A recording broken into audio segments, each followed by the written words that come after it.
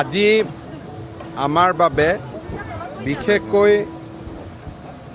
আমাৰ সমাজত বায়েক ভায়েক ভাতৃ ভগ্নীৰ এই পবিত্ৰ সম্পৰ্কৰে যিসকল এই পৃথিৱীলৈ আহিছে তেওঁলোকৰ বাবে আজিৰ দিনটো অত্যন্ত পবিত্ৰ দিন। প্ৰতিগৰাকী ভগ্নীয়ে ভাতৃৰ আশ্ৰয় বিচাৰে, প্ৰতিগৰাকী ভাতৃয়ে ভগ্নীৰ মৰম আৰু আশীৰ্বাদ বিচাৰে। এই ৰক্ষাবন্ধনৰ পবিত্ৰ দিনটোত সকলোৱে আহি মোক ৰাখি পিন্ধাইছে আৰু মই তেওঁলোকৰ আশীৰ্বাদত সঁচাকৈয়ে নিজক পৰম পবিত্ৰ অনুভৱ কৰিছোঁ আৰু মই আশা কৰোঁ যে এই ৰাখীৰ জৰিয়তে মই যি শক্তি পাইছোঁ সেই শক্তিৰে অসমবাসীক আৰু দুগুণ উৎসাহেৰে সেৱা কৰিব পাৰিম। হয়, আজি এটা আচলতে পবিত্ৰ দিন ৰক্ষাবন্ধন।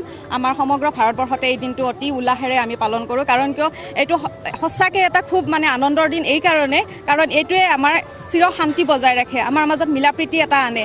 কাৰণ কিয় আমি যিটো আমাৰ এইটো পৰিৱেশত আমি গৈ আছোঁ, এইটো সময়ত আমাৰ শান্তি সমৃদ্ধি সম্প্ৰীতিৰ খুবেই প্ৰয়োজন। আৰু সেই সম্প্ৰীতিয়ে আমি আজি ৰক্ষাবন্ধন আমাৰ মুখ্যমন্ত্ৰী ডক্টৰ হিমন্ত বিশ্ব শৰ্মা ডাঙৰীয়াক ৰক্ষাবন্ধনৰ দিনাখন ৰাখীটো পিন্ধাই আমি খুবেই আনন্দিত।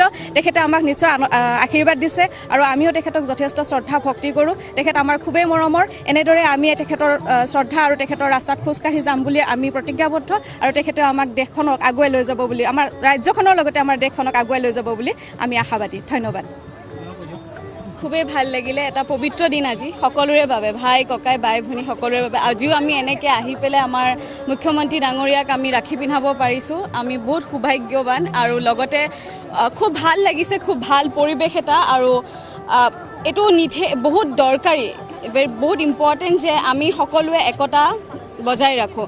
সেইটো সুযোগ আমি সকলোৱে পাইছোঁ, বহুত ভাল লাগিছে। পোনপ্ৰথমে মই সমূহ অসমবাসী তথা ভাৰতবৰ্ষৰ সমূহ ৰাইজকে মই পবিত্ৰ ৰক্ষাবন্ধনৰ মই শুভেচ্ছা জ্ঞাপন কৰিছোঁ। আজি আমি ইমান পবিত্ৰ দিন এটাত আমি সকলোৱে একগোট হৈ আমাৰ মাননীয় শ্ৰদ্ধাৰ মুখ্যমন্ত্ৰী হিমন্ত বিশ্ব শৰ্মা ডাঙৰীয়াক আমি ৰাখি পিন্ধাবলৈ আহিছোঁ।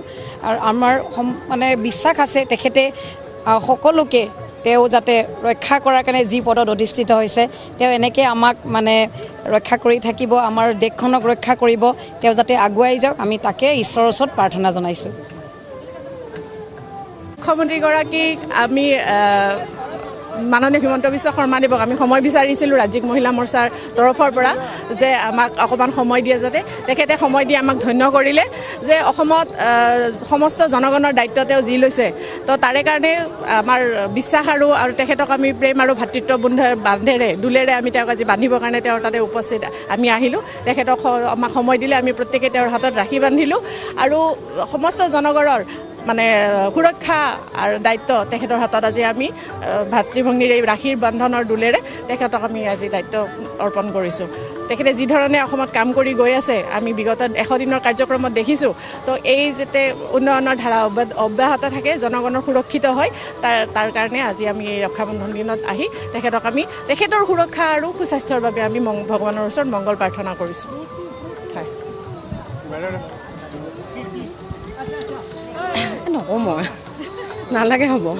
বিশ্ব শৰ্মা ডাঙৰীয়া আমি মুখ্যমন্ত্ৰী হিচাপে পাই আমি যথেষ্ট সুখী। তেখেতে ধৰ্ষণ এইবিলাকৰ ক্ষেত্ৰত নিজৰ ঘৰত গৈ উপস্থিত হয়, সকলো শাস্তি কেনেকুৱা ধৰণৰ শাস্তি দিলে উচিত বিচাৰ হয় বা সকলো ক্ষেত্ৰত গুৰুত্ব দিছে।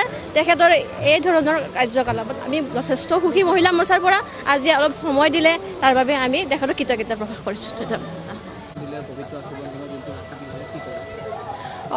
মাননীয় মুখ্যমন্ত্ৰী ডাঙৰীয়া আমাৰ ৰাজ্যিক মহিলা মৰ্চাক আমন্ত্ৰণ জনাইছিলে আৰু আমি সেই মৰ্মে আজি ৰাখি পিন্ধাবলৈ আহিছিলোঁ। হিন্দু ধৰ্মৰ আজি পবিত্ৰ দিন, গতিকে আজিৰ দিনটোত আমি আশা কৰিছোঁ মাননীয় মুখ্যমন্ত্ৰী ডাঙৰীয়াই আৰু অধিক সবলতাৰে আৰু ইতিবাচক দিশেৰে আমাৰ দেশখনক আগুৱাই লৈ যাব আৰু তেখেতে 24/7 এই দিশেৰে কাম কৰি আছে।